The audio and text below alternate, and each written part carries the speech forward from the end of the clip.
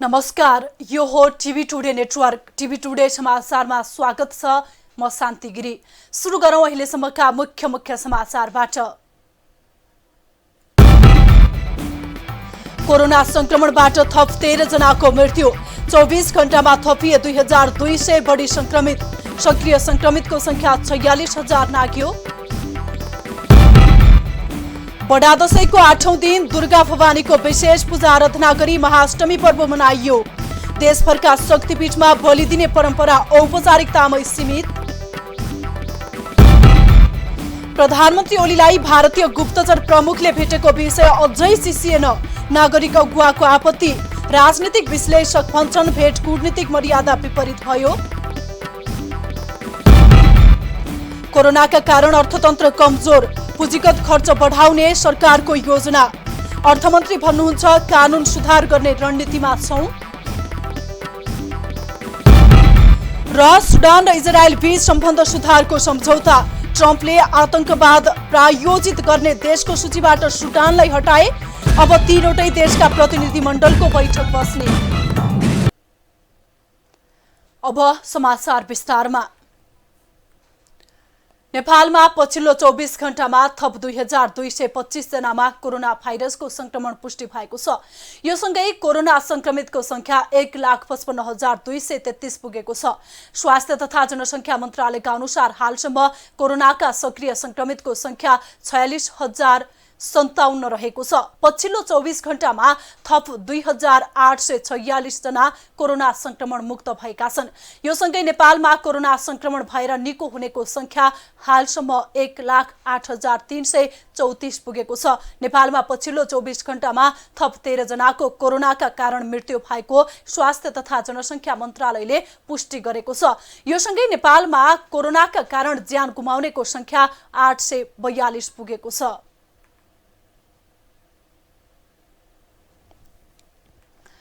कर्णाली प्रदेश सभाको 6औं अधिवेशन आइतबार रातिदेखि अन्त्य गरिने भएको छ। कर्णाली प्रदेश मन्त्री परिषदको शनिबार बसेको बैठकले कर्णाली प्रदेश सभाको 6औं अधिवेशन आइतबार रातिदेखि अन्त्य गर्न प्रदेश प्रमुख समक्ष सिफारिस गरेको छ। यस्तै महिला विकास प्रशिक्षण केन्द्रको नाममा रहेको जग्गा प्रदेश सरकारको नाममा भोगाधिकार प्राप्त गर्न स्वीकृत गर्ने निर्णय भएको छ। कर्णाली प्रदेशमा कोभिड-19 को लक्षण सहितका बिरामीहरूको परीक्षण तथा उपचार प्रदेश सरकारको तर्फबाट निशुल्क रूपमा गर्ने निर्णय समेत भएको छ। बैठकले विभिन्न 16वटा निर्णय गरेको थियो। प्रधानमन्त्री केपी शर्मा ओलीले भारतीय गुप्तचर निकाय रका प्रमुखलाई भेटेपछि नेपाली राजनीतिक वृत्तमा निकै तातेका बेला दशैंको शुभकामना दिने क्रममा प्रधानमन्त्री ओलीले पुरानै नक्सा प्रयोग गरेको देखिएपछि यसको चौतर्फी आलोचना भइरहेको छ। सरकारले त्रुटि भएको बताए पनि सरकारी उच्च तहबाटै यस्तो त्रुटि हुन नहुने राजनीतिक विश्लेषक बताउँछन्। एक रिपोर्ट। प्रधानमन्त्री केपी शर्मा ओलीले गत शुक्रबार बिहान सामाजिक सञ्जाल मार्फत बडा दशैंको शुभकामना दिनुभयो। उहाँको शुभकामनामा के समेटिएको थियो भन्दा पनि सबैको नजर बडा दशैंको शुभकामना सन्देशमा लिम्पियाधुरा, लिपुले, कालापानी भूभाग नसमेटिएको पुरानै नक्सा प्रयोगमा पुग्यो। शुभकामना दिएको केही बेरमा यसले सामाजिक सञ्जाल नै तात्यो। सर्वसाधारणदेखि राष्ट्रप्रेमी तथा प्रतिपक्षले समेत यसको विरुद्धमा खरो रूपमा उत्रिए। गत जेठ 31 गते संघीय संसदले भारतद्वारा अतिक्रमित लिम्पियाधुरा, लिपुले, कालापानी लगायत नेपाली भूभाग समेटेर अद्यावधिक गरेको नक्सालाई सदनबाट पारित गरेको थियो। अद्यावधिक नक्सा पारित भएसँगै नेपालको निशान छापमा सो नक्सा अंकित गरिएको थियो भने सरकारी कार्यालय लगायत निशान छाप प्रयोग हुने ठाउँमा लिम्पियाधुरा समेटिएको नक्सा नै प्रयोग हुँदै आएको थियो। यसरी एकाएक प्रधानमन्त्रीबाट भएको यस्तो कार्यले कतै सरकार सत्ताको प्रलोभनमा परेर नेपाली भूमिको बारे मौन रहेको हो कि भन्ने शंका उब्जाएको छ। सरकारी उच्च तहबाटै यस्तो त्रुटि हुन नहुने राजनीतिक विश्लेषक बताउँछन्। नक्सा आएको छ, जो पुरानै नक्सा प्रयोग भएको छ, प्रेस विज्ञप्ति निकालेकोमा पनि भन्ने जुन कुरा गर्नुभएको छ त्यो चाहिँ पनि मलाई लाग्छ त्यस्तो हुनै सक्दैन। त्यस्तो खालको हुन सक्दैन। म त भन्छु त्यो हुनै सक्दैन। किनकि नेपालको लिम्पुआधुरा, कालापानी, लिपुलेक समेटेर बनाइएको नक्सा कुनै एउटा संगठनले बनाएको होइन, कुनै एउटा समूहले बनाएको होइन, मात्र सरकारको मोनोपोलीले बनाएको होइन। यो चाहिँ सबै पार्टीहरूको स्वीकृति लिएर, मन्जुरी लिएर, सबै पार्टीहरूले दबाब दिएर पनि, जनताले दबाब दिएर, पार्टीहरूले समर्थन गरेर सम्पूर्ण नेपाली जनताको एक मत बनाएर निर्णय गरेको, संसद बैठक डाकेर त्यहाँबाटै निर्णय गरेर पारित गरेको र त्यो जारी गरेको नक्सा हो। त्यसरी जारी गरेको नक्सा सरकारले अथवा कुनै एउटा शक्ति केन्द्रले त्यसलाई बदल्न सक्दैन, त्यो जग्गा काट्न पनि सक्दैन, त्यहाँ एक इन्च जग्गा पनि तलमाथि गर्ने अधिकार त्यो सरकारसँग रहँदैन। बुधबार भारतीय गुप्तचर संस्था RAका प्रमुख सामन्त कुमार गोयलको रहस्यमय नेपाल भ्रमण र त्यसको पर्सिपल्ट स्वयं प्रधानमन्त्रीले पुरानै नक्सा प्रयोग गर्नुले विभिन्न शंका उब्जाएको छ। एउटा संस्थाको प्रमुखले प्रधानमन्त्री जस्तो गरिमा बोकेको व्यक्तिसँग देशको सीमाको बारे बहस र कुराकानी गर्नु सकारात्मक नभएको राजनीतिक विश्लेषक राजेन्द्र चापागाई बताउनुहुन्छ। प्रधानमन्त्रीसँग सामन्त गोयल RAका प्रमुखले भेट्नु भनेको भेटघाटको औपचारिक तहमा हेर्ने हो भने यो प्रोटोकल मिलेको पटक्कै होइन। एउटा हेड अफ द स्टेटसँग एउटा चाहिँ गुप्तचर संस्थाको एउटा प्रमुख आएर भेटघाटलाई औपचारिक भेटघाट भनेर लिन पनि सकिँदैन र यो प्रोटोकलले पनि यसलाई स्वीकार गर्दैन। भूमिको बारेमा कुरा गर्नको लागि, त्यो विवादको बारेमा कुरा गर्नको लागि एउटा एजेन्सीको प्रमुख आएर कुरा गर्ने होइन। यता प्रधानमन्त्रीको सचिवालयले भने त्रुटि सच्याउनुको सट्टा नक्सा सानो भएकाले नयाँ नक्साको सम्पूर्ण भाग नदेखिएको प्रतिक्रिया दिएको छ। सरकारबाट भएकाले यी घटनाले विदेशी शक्तिको नेपालमाथि कति हस्तक्षेप छ भन्ने कुरामा दुई मत छैन। टिभी टुडे एसडी का लागि सुनिल बाबु पन्तको रिपोर्ट। प्रधानमन्त्री केपी शर्मा ओलीले भारतीय गुप्तचर संस्था RAका प्रमुखलाई भेटेको प्रति नागरिक अगुवाहरूले आपत्ति जनाएका छन्। शनिबार 23 जना नागरिक अगुवाहरूले सामूहिक रूपमा एक अपील जारी गरी प्रधानमन्त्री ओलीले भारतीय गुप्तचर संस्था RAका प्रमुख सामन्त कुमार गोयललाई भेटेको प्रति आपत्ति जनाएका हुन्। विदेशी जासुसी विभागका प्रमुखलाई प्रधानमन्त्रीले आफ्नै सरकारी निवासमा भेट्नु कुनै पनि अर्थमा जायज मान्न नसकिने अपीलमा भनिएको छ। हिन्दू धर्मावलम्बीहरूको महान पर्व बडा दशैंको 8औं दिन अर्थात् महाअष्टमी पर्व शनिबार दुर्गा भवानीको विशेष पूजा आराधना गरी मनाइएको छ।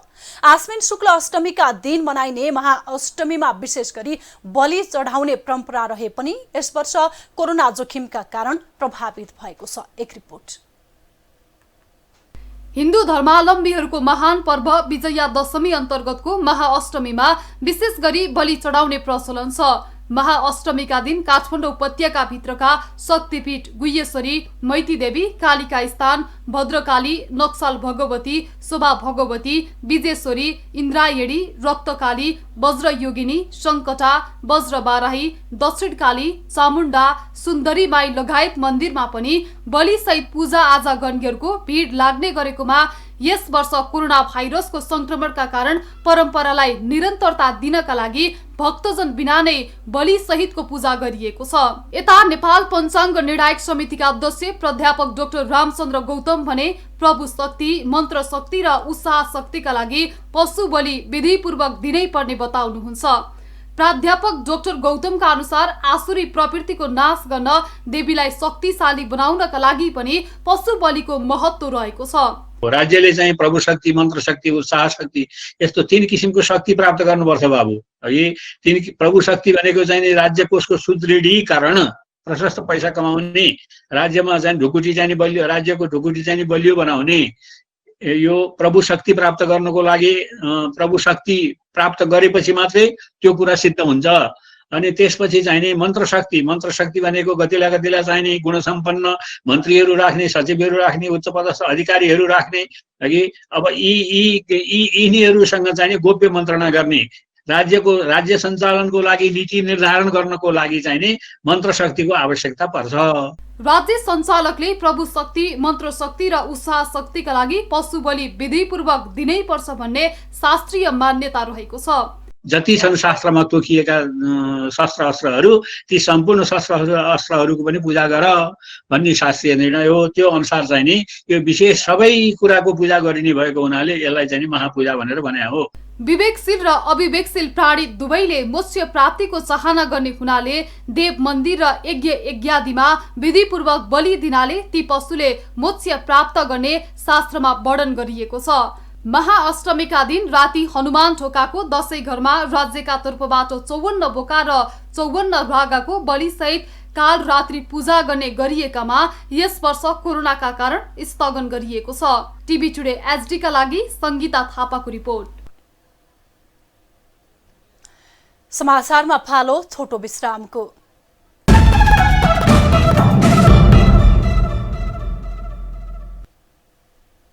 अब बाँकी समाचार। काठमाडौँको सुन्धरा स्थित मुस्फिर मदिनी मस्जिदमा तोडफोड भएको छ।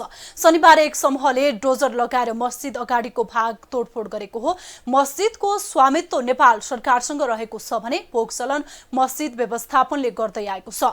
मस्जिद भत्काइएपछि काठमाडौँमा रहेका मुस्लिम समुदाय चिन्तित र आक्रोशित बनेका छन्। मुस्लिम आयोगका अध्यक्ष समीम अन्सारीले भूमाफियाले जग्गा हडप्न मस्जिद भत्काउने काम गरेको बताउनुभयो। 20 मिनटमा मलाई चाहिँ फोन आयो, यसो चाहिँ डोजर ल्याइसकेछ, भत्काउन सुरु गरिसकेछ। मैले तुरुन्त चाहिँ हाम्रो गृह सचिव सिडिओ र चाहिँ डिआई साहबलाई मैले फोन गरेँ, यसो म पनि त्यहाँ पुग्दैछु, तपाईँ तुरुन्त चाहिँ प्रशासन पठाएर चाहिँ त्यो रोक्न काम गर्नुहोस्, नभए ठुलो चाहिँ यो देशभरि आगो बल्ने स्थिति आउँछ। त्यसपछि आएर चाहिँ यहाँका हाम्रा स्थानीयहरूले पनि राम्रो सहयोग गर्नुभयो र पुलिस प्रशासनले पनि सहयोग गरेर चाहिँ अहिले चाहिँ अपराधीलाई चाहिँ नियन्त्रणमा लियो भने मैले चाहिँ जानकारी पाएको छु र मलाई विश्वास छ सरकारले कराभन्दा कडा कारवाही गर्नुपर्छ यो विषयमा। किनभने एउटा कुनै व्यक्तिगत कुरा होइन, एउटा धार्मिकसँग जोडेको विषय हो। यो धार्मिक सहिष्णुतालाई खलल पराउने विषयको कुरा हुन्छ। त्यस कारणले यस्ता गतिविधि गर्नेहरूलाई चाहिँ नियन्त्रणमा लिएर कारबाही गर्नुपर्छ र नेपाल सरकारले यस्ता अपराधीहरूलाई चाहिँ खोजी कारबाहीको दायरामा ल्याउनुपर्छ।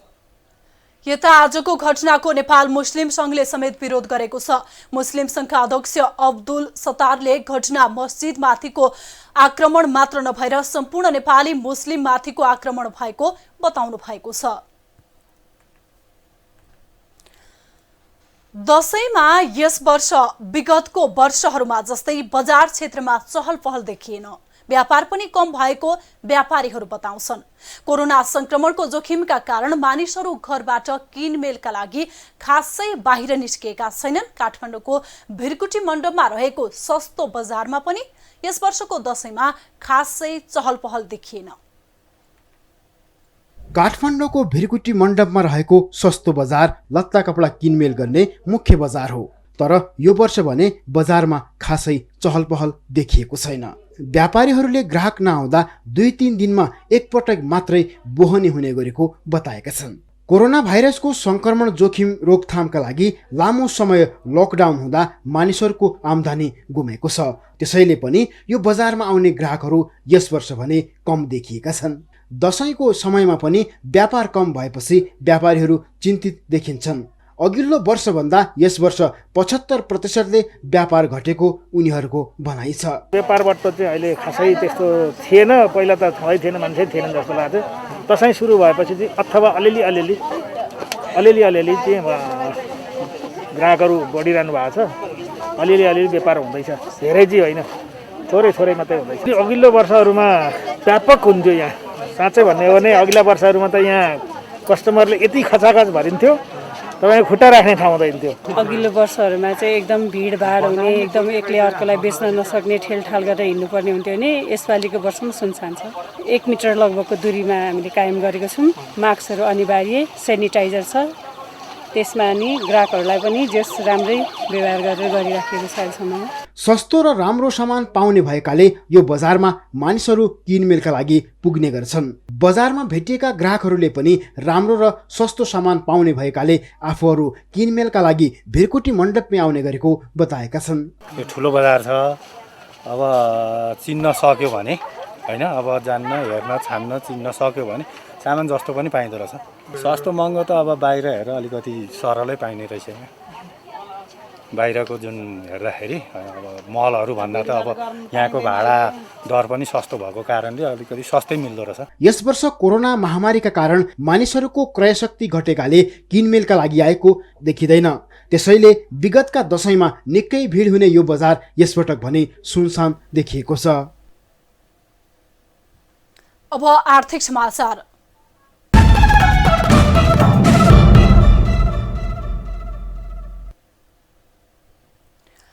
अर्थमन्त्री विष्णु पौडेलले पुँजीगत खर्चको कमजोर अवस्थालाई सुधार गर्न नीतिगत प्रबन्धहरूलाई सच्याउनु पर्ने बताउनु भएको छ। कतिपय कानुनी प्रबन्धनका कारण पुँजीगत खर्च कमजोर अवस्थामा रहेकाले त्यस्ता कानुनहरूलाई सुधार गर्नुपर्ने आवश्यकता रहेको अर्थमन्त्री पौडेलले बताउनुभयो। उहाँले पुँजीगत खर्चमा बाधा सिर्जना गरेकाले त्यसमा सुधार गर्दै पुँजीगत खर्चलाई बढाउने योजनामा आफू रहेको बताउनुभयो। यस्तै वर्तमान अवस्थामा कोभिडले सिर्जना गरेको चुनौतीलाई सामना गर्दै कुनै पनि आयोजनालाई निरन्तरता दिई खर्च बढाउने रणनीतिमा आफू रहेको अर्थमन्त्री पौडेलको भनाइ छ। यस्तै सरकार र राज्यका विभिन्न निकायहरूको खर्चको सम्बन्धमा मितव्ययिता अपनाउने विषयमा आफ्नो ध्यान केन्द्रित रहेको पनि उहाँले बताउनुभयो। सरकारका खर्चहरूमा मितव्ययिता कायम गर्ने, अर्थतन्त्रलाई पुरानै लयमा फर्काउने लगायतको विषयमा आफू रणनीतिक रूपमा अगाडि बढ्ने तयारीमा रहेको पनि उहाँले स्पष्ट पार्नुभयो।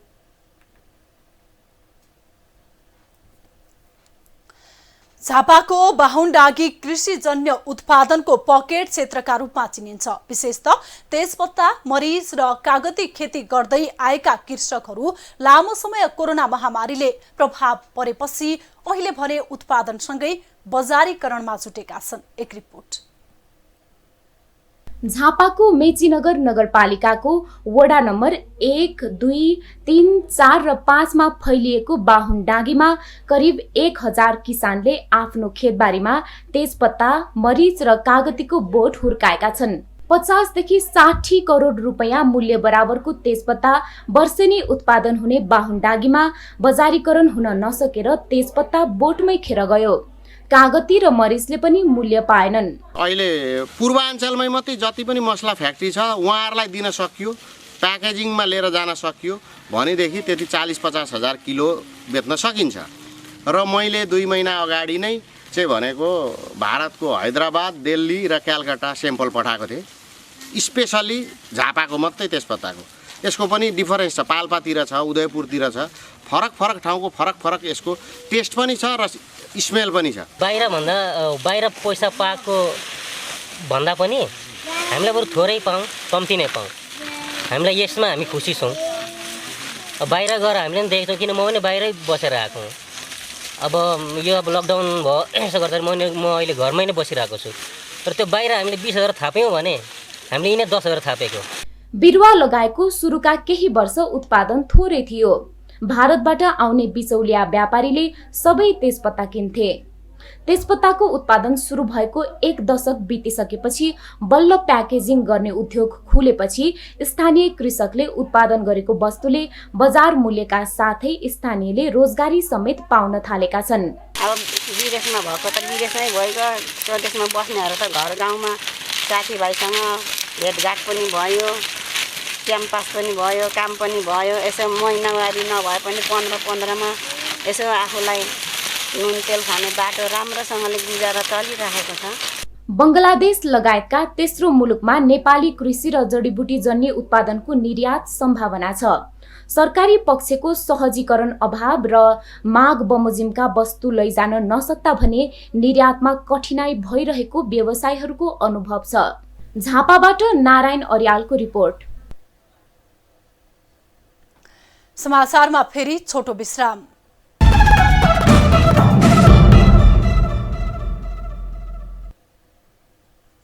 अब विश्व समाचार।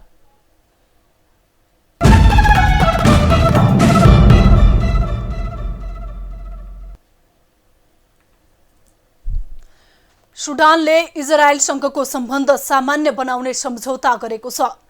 दुई देश बीचको सम्बन्ध सामान्य बनाउने बारे यी दुई देश र अमेरिकाले संयुक्त विज्ञप्ति जारी गरेका छन्। सम्झौता पश्चात अमेरिकी राष्ट्रपति डोनाल्ड ट्रम्पले आतंकवाद प्रायोजित गर्ने देशको अमेरिकी सूचीबाट सुडानलाई हटाएको बीबीसीले जनाएको छ। सूचीमा रहुन्जेल सुडानले अमेरिकाको आर्थिक एवं अन्य सहयोग पाएको थिएन। सुडान, इजरायल र अमेरिकाको संयुक्त विज्ञप्तिका अनुसार केही सातामा आयोजना हुने तीनै देशका प्रतिनिधि मण्डलको बैठकमा तीनै देशको कृषि, विमान र प्रवासन सम्बन्धी मुद्दाहरूमा चर्चा हुनेछ।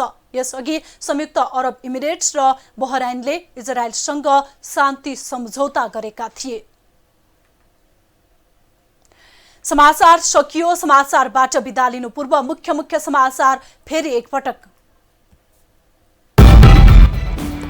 कोरोना संक्रमणबाट थप 13 जनाको मृत्यु। 24 घण्टामा थपिए 2200 बढी संक्रमित। सक्रिय संक्रमितको संख्या 46,000 नाग्यो। बडा दशैंको 8औं दिन दुर्गा भवानीको विशेष पूजा आराधना गरी महाअष्टमी पर्व मनाइयो। देशभरका शक्तिपीठमा बलि दिने परम्परा औपचारिकतामै सीमित। प्रधानमन्त्री ओलीलाई भारतीय गुप्तचर प्रमुखले भेटेको विषय अझै चिसिएन। नागरिक अगुवाको आपत्ति। राजनीतिक विश्लेषक भन्छन् भेट कूटनीतिक मर्यादा विपरीत भयो। कोरोनाका कारण अर्थतन्त्र कमजोर। पुँजीगत खर्च बढाउने सरकारको योजना। अर्थमन्त्री भन्नुहुन्छ कानून सुधार गर्ने रणनीतिमा छौं। र सुडान र इजरायल बीच सम्बन्ध सुधारको सम्झौता। ट्रम्पले आतंकवाद प्रायोजित गर्ने देशको सूचीबाट सुडानलाई हटाए। अब तीनवटै देशका प्रतिनिधि मण्डलको बैठक बस्ने। हामीलाई TV today Nepal apps download गरी विश्वभरि प्रत्यक्ष हेर्न सक्नुहुनेछ। साथै www.tvtodanews.com मा गई हेर्न र पढ्न सक्नुहुनेछ भने फेसबुक, युट्युब र ट्विटरमा समेत फलो गर्न सक्नुहुनेछ। विकास निर्माण र जनसरोकारका विषयमा हाम्रा बात जारी छ। अहिलेलाई सम्पूर्ण समाचार युनिटका साथ म शान्ति गिरी पनि बिदा चाहन्छु। टिभी टुडे एचडी हेर्दै गर्नुहोला। नमस्कार।